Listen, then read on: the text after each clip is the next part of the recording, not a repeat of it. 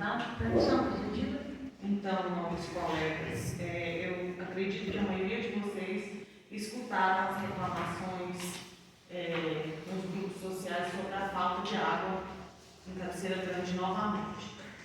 E algumas pessoas me procuraram, querendo respostas, querendo saber o motivo da falta de água. E aí eu fui até o Sanecado, conversei com o diretor, com o Eurico, e ele me explicou que a água da chuva, né, que foi uma chuva muito intensa, em grande quantidade, acabou cobrindo a bomba de água e aí faltou água, né? E levou um tempo para restabelecer a água, principalmente no bairro Planalto, que é de onde veio a maioria das reclamações. E o que eu percebo? Que, além desse problema, nós temos outro problema muito sério em Cabeceira Grande. Fizeram bastante quebra-mola no bairro Santana, fechando as ruas, então a água desce toda na rua Palmital. Vai levar o asfalto.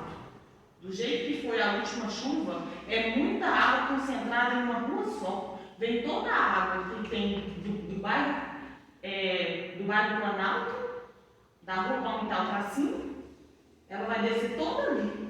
E fora a água toda do bairro Santana. Então eu acho que foi uma obra que não teve um planejamento como deveria ter tido.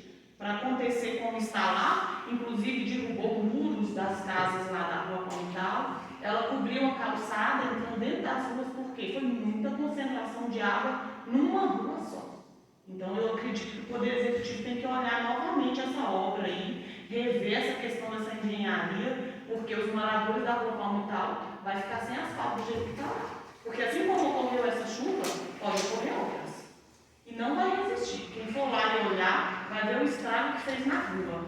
Nos muros, que derrubou vários muros das ruas lá, porque não teve uma organização aí, um planejamento. Né? E essa questão da água já é um problema constante, né? É só chover, acontece isso. E teve também a questão da poda das árvores, né? Também interrompeu o fornecimento de água. Eu conversei com o senhor Eurico, tinha alguns casos específicos que a água não estava chegando, conversei com ele, pedi que buscasse uma solução para que a água chegasse na casa dessas pessoas. O que não podia acontecer, elas ficarem sem água. Né? Então fica aí o meu pedido, registrado o meu pedido ao Poder Executivo que reveja essa obra. Né? Um engenheiro da prefeitura reveja essa obra, porque eu não preciso nem ser engenheiro para perceber que tem um erro muito grave ali, como que desemboca tudo em uma rua só. É claro que o asfalto ali não vai aguentar, as casas ali não vão aguentar a pressão da água. Então fica aí registrado o meu pedido. Senhora Presidente, peço permissão para me assentar. Permissão concedida. Então, eu vou voltar novamente no assunto referente à água de Cabeceira Grande. Eu não preciso inventar que faltou água, né, no bairro Planalto. Então, eu tenho aqui no meu celular as reclamações das pessoas que me pediram ajuda para resolver essa questão da água. Né? Então, não é uma invenção, é fato. Faltou água, sim. E faltou por muito tempo em determinadas casas. Por 4 dias, quase 5 dias. Então, uma família que tem quase 6 moradores numa casa, que ela tem uma caixa de água, que ela reservou uma água, essa água vai acabar mesmo. Foi o que aconteceu no bairro Planalto. Então, quando eu falo desse problema, é porque realmente eu recebi reclamações e fui ao diretor do Sanecado, que realmente me confirmou as pessoas que reclamaram, inclusive para ele também. Então, e sobre a rua Palmital, eu também estive lá. Eu vi realmente o que aconteceu lá. Eu não estou falando por falar, eu estive lá. Eu vi o que aconteceu na rua. E sobre os quebra-molas que eu digo que está de forma errada no meu modo de ver, eu não estou falando que quem é o responsável ou quem deixou de ser o responsável. Estou falando que tem um problema ali que precisa ser revisto.